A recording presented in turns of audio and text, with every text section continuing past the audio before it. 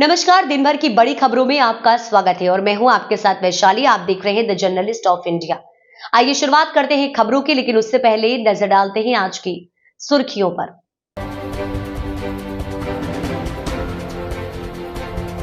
उत्तर प्रदेश के मुख्यमंत्री योगी आदित्यनाथ ने समाजवादी पार्टी और कांग्रेस के अलायंस पर प्रतिक्रिया दी है। उन्होंने कहा कि सपा कांग्रेस में तलाक सा हो गया है।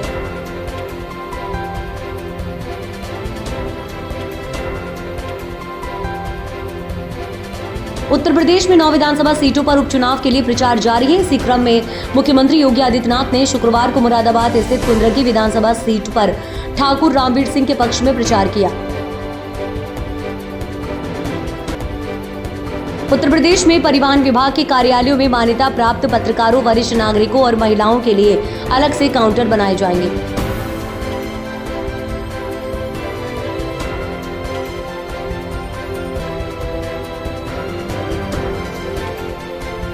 कानपुर की सीसामऊ सीट से समाजवादी पार्टी के निवर्तमान विधायक इरफान सोलंकी और यूपी सरकार की अपीलों पर सुनवाई पूरी हो गई है।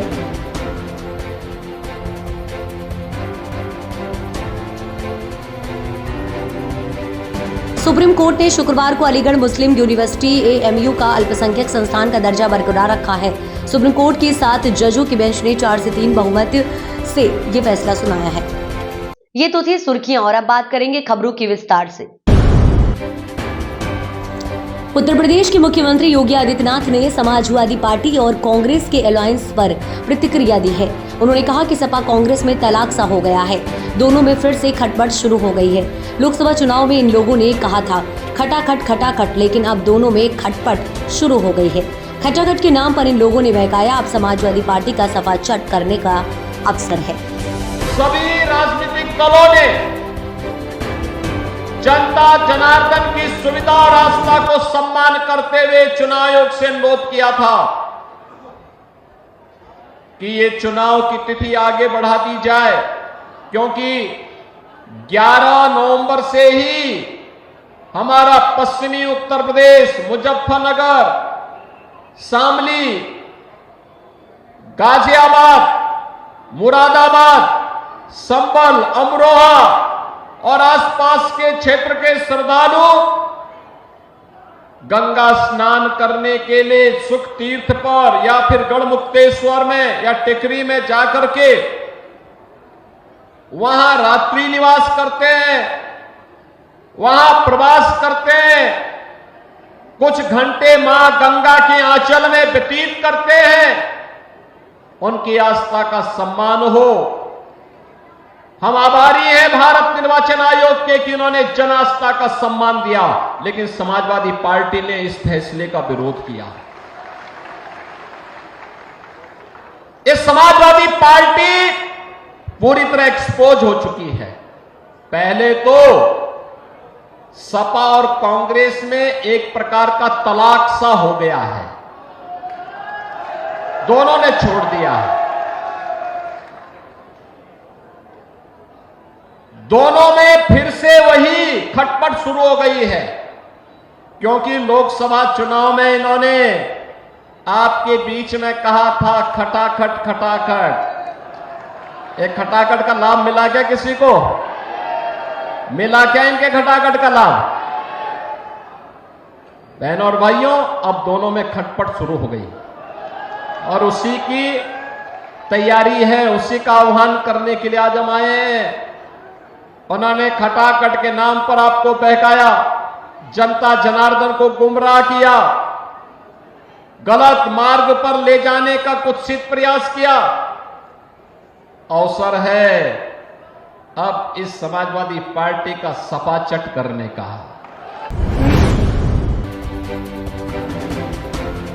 उत्तर प्रदेश में 9 विधानसभा सीटों पर उपचुनाव के लिए प्रचार जारी है। इसी क्रम में मुख्यमंत्री योगी आदित्यनाथ ने शुक्रवार को मुरादाबाद स्थित कुंद्रकी विधानसभा सीट पर ठाकुर रामवीर सिंह के पक्ष में प्रचार किया, जहां एक जनसभा में सीएम ने समाजवादी पार्टी पर जमकर साधा निशाना।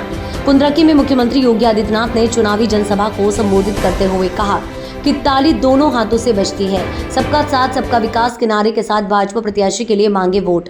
सपा पर बार बार निशाना साधा। सीएम योगी जमीन कब्जाने के आरोपों से लेकर मुजफ्फरनगर दंगे तक का जिक्र कर सपा पर जमकर बरसे।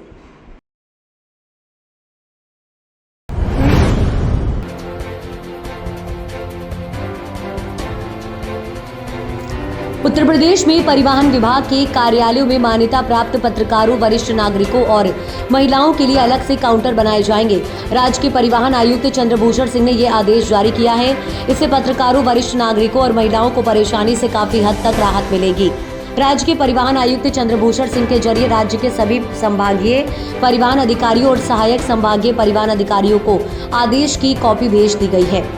इस आदेश में कहा गया है कि सभी संभागीय और सहायक संभागीय परिवहन कार्यालयों में ड्राइविंग लाइसेंस, वाहन पंजीयन, वाहन फिटनेस प्रमाण पत्र और इससे संबंधित अन्य कार्यों के लिए जाने वाले वरिष्ठ नागरिकों, मान्यता प्राप्त पत्रकारों, सैनिकों, भूतपूर्व सैनिकों और महिलाओं की सुविधा के वास्ते अलग से काउंटर खोले गए।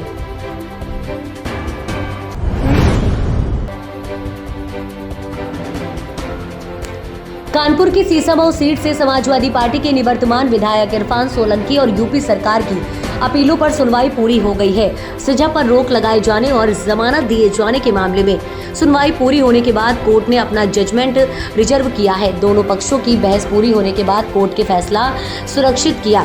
इरफान सोलंकी, भाई रिजवान सोलंकी व एक अन्य अभियुक्त की अर्जी और यूपी सरकार की अपील पर फैसला सुरक्षित कर लिया गया है। इरफान सोलंकी व अन्य ने 7 साल की सजा पर रोक लगाए जाने और जमानत दिए जाने को लेकर अपील दाखिल की थी।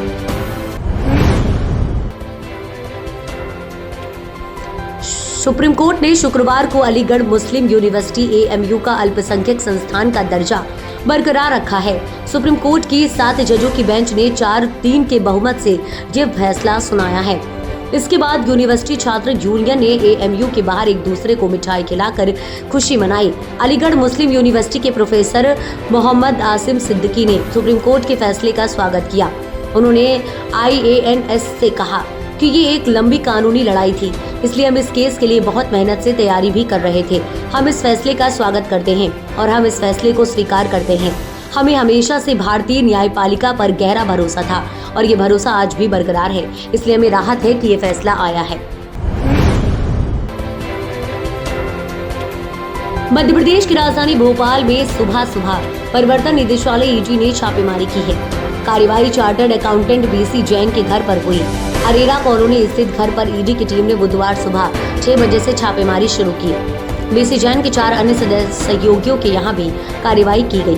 सूत्रों के मुताबिक टैक्स और ऑडिट दस्तावेजों में गड़बड़ी की शिकायत पर ED कार्यवाही कर रही है। BC जैन पर कंपनियों के टैक्स और ऑडिट दस्तावेजों में हेराफेरी का आरोप है। मध्य प्रदेश उपचुनाव के बीच कांग्रेस सांसद दिग्विजय सिंह की मुश्किलें अब बढ़ती नजर आ रही हैं। दरअसल बीजेपी ने दिग्विजय सिंह की शिकायत चुनाव आयोग में कर दी है और मांग की है कि बुधनी विजयपुर उपचुनाव में प्रचार पर रोक लगाई जाए। बीजेपी का आरोप है कि सांसद दिग्विजय सिंह भड़काऊ भाषण देते हैं। गौरतलब है कि मध्य प्रदेश में विधानसभा उपचुनाव को लेकर सरगर्मी बढ़ गई है। बीजेपी ने पूर्व मुख्यमंत्री और राज्यसभा सांसद दिग्विजय सिंह के खिलाफ चुनाव आयोग में शिकायत की, जिसमें भड़काऊ भाषण देकर कानून व्यवस्था बिगाड़ने की कोशिश का आरोप लगाया है।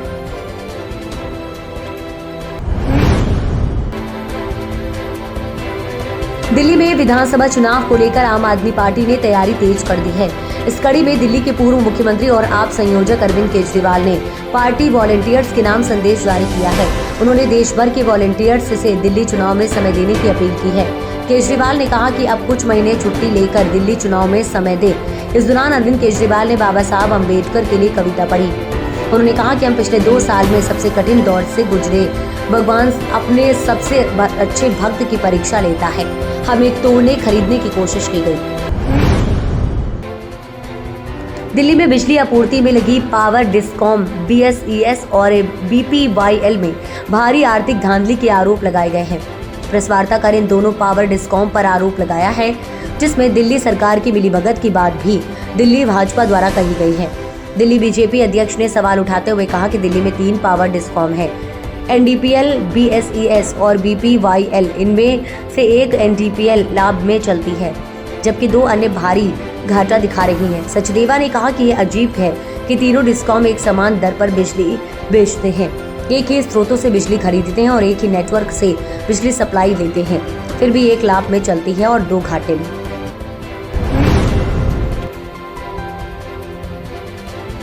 भारत की दमदार खिलाड़ी स्मृति मंधाना को लेकर एक अहम जानकारी आई है। ये विमेंस बिग बैश लीग 2024 में खेलेगी। मंधाना एटीट्यूड स्ट्राइकर्स टीम का हिस्सा है और जल्द ही डेब्यू करेगी। स्मृति मांधाना एडिलेड के लिए ब्रिस्बेन हीट के खिलाफ होने वाले मुकाबले में खेलेगी। टीम इसको लेकर अहम जानकारी शेयर की है। एडिलेड टीम ने बताया कि स्मृति मांधाना शनिवार को द गामा में होने वाले मैच से डेब्यू करेगी। स्मृति मांधाना का अब तक T20 रिकॉर्ड शानदार रहा। वे विमेंस बिग बॉश लीग में कई टीमों के लिए खेल चुके हैं।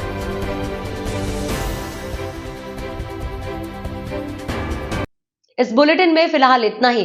फिर होगी आपसे मुलाकात, तब तक के लिए देखते रहिए द जर्नलिस्ट ऑफ इंडिया।